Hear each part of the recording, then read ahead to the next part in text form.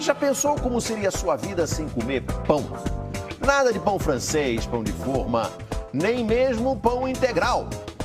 Parece incrível, mas um estudo americano garante que retirar da alimentação tudo que vem do trigo melhora a saúde e até funciona como remédio.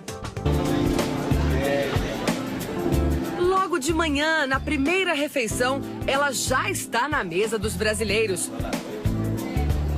E entra das formas mais diferentes e saborosas. É a farinha de trigo, branquinha, fina, o ingrediente que não falta na receita do pão de todo dia. Como pão todos os dias. Todos os dias? Todos os dias. Tento evitar, mas não consigo. Todo mundo gosta de pão, né? Mas um médico americano declarou guerra ao trigo. Em um estudo feito com mais de 2.000 pacientes, ele observou que a retirada total do alimento da dieta, inclusive o integral, trazia melhoras significativas para doenças como diabetes, obesidade, artrite e osteoporose. Em alguns casos, até a cura. A prática fez sucesso nos Estados Unidos e começa a ganhar adeptos aqui no Brasil.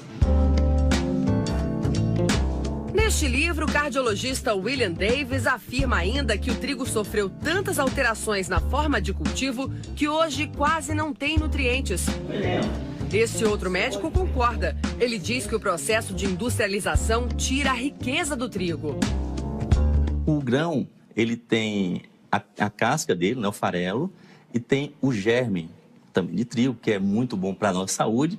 Só que eles são retirados nesse processo de refinamento. Então fica só a farinha. Então ele perde em torno de 80%, 90% de todos os seus nutrientes. E nenhuma fibra. E o nosso corpo precisa realmente de fibras, né? E explica por que a farinha de trigo está fora de muitas dietas. A farinha branca é quase 100% açúcar, porque eles são carboidratos simples, né? Então ele vai se transformar rapidamente em açúcar no sangue.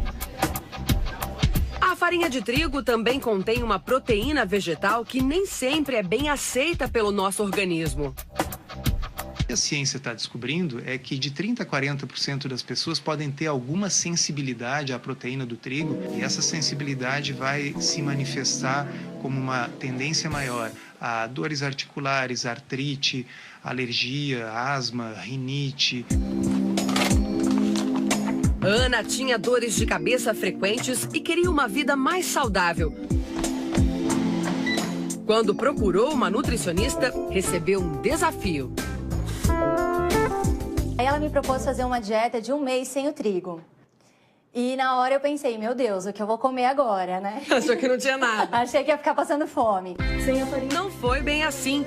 A nutricionista elaborou vários cardápios e provou. Ana podia sim viver sem a farinha de trigo.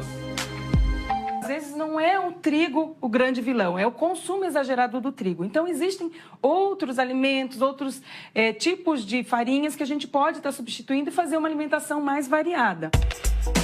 Então, às vezes, no lugar de um pão de manhã, faz um omelete com aveia, fica uma delícia. Dá para usar a tapioca substituindo o pão. Em vez de comer massa, você pode usar uma raiz, uma batata doce, um aipim. As dores de cabeça de Ana sumiram depois que ela mudou a geladeira e a despensa. Mas ficar sem farinha de trigo não é tarefa simples. O alimento libera uma substância no corpo chamada exorfina, que dá uma sensação de bem-estar. Aquela do pão quentinho que acaba de sair do forno. Alguns supermercados e padarias tentam oferecer opções. Essa é uma padaria diferente. Dos mais de 100 produtos disponíveis aqui, nenhum leva farinha de trigo. Quinoa, linhaça, farinha de banana verde, farinha de grão de bico. Elizabeth, a dona da padaria, e o marido não se davam bem com a farinha.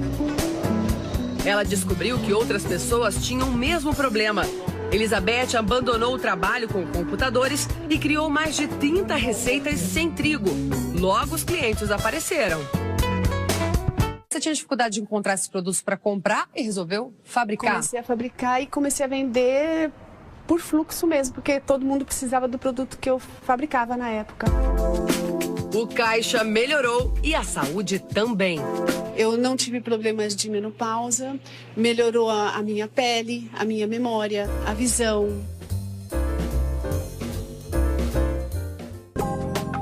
Longe das lojas especializadas, nem sempre é fácil encontrar alternativas sem farinha de trigo.